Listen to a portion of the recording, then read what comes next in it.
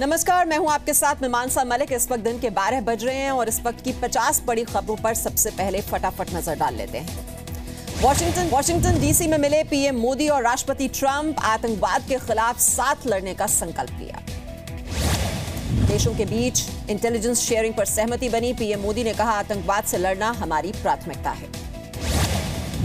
राष्ट्रपति ट्रंप ने आतंकवाद से लड़ने का संकल्प दोहराया। कहा, दोनों देश मिलकर इस्लामिक आतंकवाद का खात्मा करेंगे। मुलाकात के बाद विदेश सचिव एस जयशंकर का बयान। कहा, पाकिस्तान को अपनी जमीन आतंकी गतिविधियों में इस्तेमाल नहीं होने देने की चेतावनी दी गई है। ट्रंप ने हथियार खरीदने के लिए भारत का शुक्रिया अदा किया। कहा, हमसे बेहतर हथियार कोई नहीं बना सकता। डोनाल्ड ट्रंप ने मोदी को महान पीएम बताया। कहा, उनका आना अमेरिका के लिए सम्मान की बात है। राष्ट्रपति ट्रंप ने कहा, पीएम मोदी बेहतरीन प्रधानमंत्री हैं और उन्होंने काफी अच्छे काम किए हैं। भारत की आजादी की 70वीं सालगिरह पर राष्ट्रपति ट्रंप ने शुभकामनाएं दी। दोनों देशों को सच्चा दोस्त बताया। डोनाल्ड ट्रंप ने कहा, हम दोनों सोशल मीडिया में वर्ल्ड लीडर हैं और जनता से सीधे संवाद करते हैं। अमेरिका, जापान और भारत के बीच बढ़ेगा सैन्य सहयोग। राष्ट्रपति ट्रंप ने कहा, तीनों देशों की नौसेना सबसे बड़ा संयुक्त अभ्यास करेंगी। प्रेसिडेंट ट्रंप ने भारत और अमेरिका के संविधान की समानता का भी जिक्र किया। कहा, दोनों देशों के संविधान, 3 शब्द, वी द पीपल, एक जैसे हैं। साझा बयान में अफगानिस्तान का भी जिक्र। पीएम मोदी ने कहा, अफगानिस्तान में शांति और विकास के लिए मिलकर काम करेंगे। विकास के मुद्दे पर भारत और अमेरिका की सोच मिलती है। पीएम मोदी ने कहा, न्यू इंडिया और make America great again mission एक जैसा। पीएम मोदी ने कहा, अमेरिका की मजबूती भारत के हित में है और भारत का विकास अमेरिका के लिए फायदेमंद है। पीएम मोदी ने कहा, कारोबार और रणनीतिक साझेदारी बेहतर बनाई जाएगी। चिकित्सा के क्षेत्र में भी सहयोग बढ़ेगा। पीएम मोदी और राष्ट्रपति ट्रंप के बीच एनएसजी और संयुक्त राष्ट्र में भारत की स्थायी सदस्यता को लेकर भी चर्चा हुई।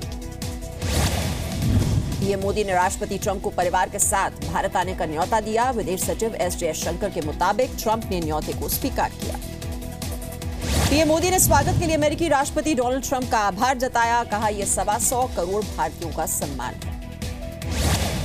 साझा बयान के दौरान ट्रंप और मोदी 2 बार गले मिले। दोनों ने एक दूसरे की पीठ थपथपाई।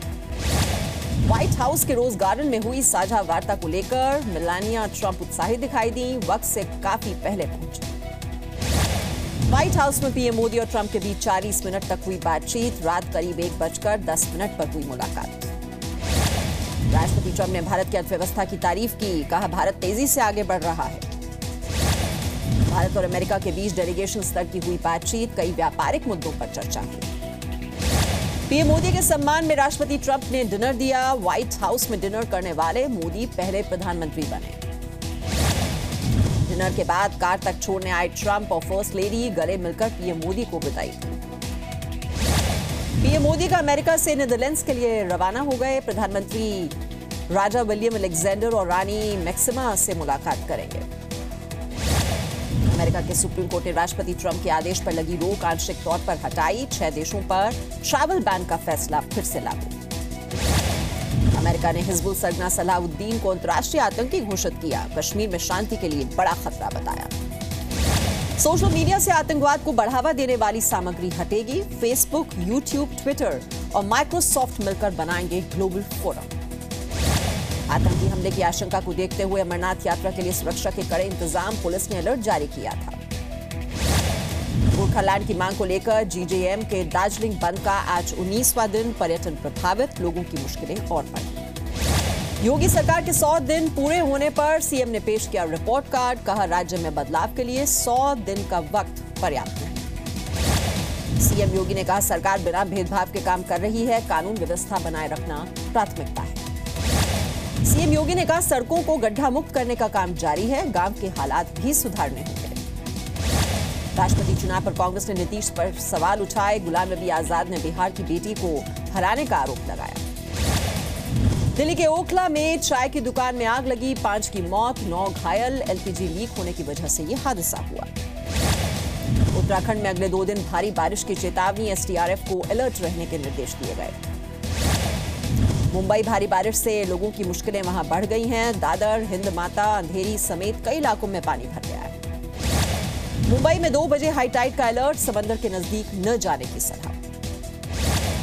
मुंबई में रविवार की बारिश से 20 दिनों के पानी का इंतजाम, 7 झीलों में 72,000 मिलियन लीटर पानी जमा हुआ। एमपी के सतना में नगर निगम कमिश्नर के घर छापा, 10 लाख के जेवर और 12 लाख रुपए कैश बरामद। यूपी के शामली में घर में घुसकर बदमाशों ने लाखों रुपए की नकदी और गहने लूटे, घर वालों को बंधक बनाकर फरार हुए। मुजफ्फरनगर में गौ हत्या की जानकारी मिलने पर पहुंची पुलिस की टीम पर पथराव हुआ, पुलिस कर्मियों के साथ मारपीट भी हुई। पुलिस ने आरोपियों को पकड़ा तो भीड़ ने पुलिस पर पथराव शुरू कर दिया, भीड़ आरोपियों को छुड़वा कर ले गई। अमेजॉन भारत में $5 बिलियन का निवेश करेगा। अमेजॉन के सीईओ जेफ ने मोदी के साथ मुलाकात को बताया शानदार। डिजिटल ट्रांजैक्शन में गिरावट से सरकार नाखुश, सुधार के तरीके सुझाने के लिए कमेटी बनेगी। 4 महीने में भीम ऐप इस्तेमाल करने वाले भी कम हुए।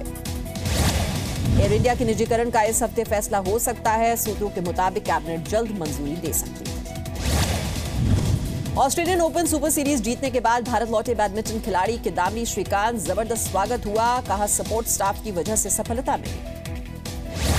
अलेप्पो के हालात पर ट्वीट करने वाली 8 साल की बाना को टाइम मैगजीन ने इंटरनेट की सबसे प्रभावशाली शख्सियत का खिताब दिया। बाना फिलहाल टर्की में है।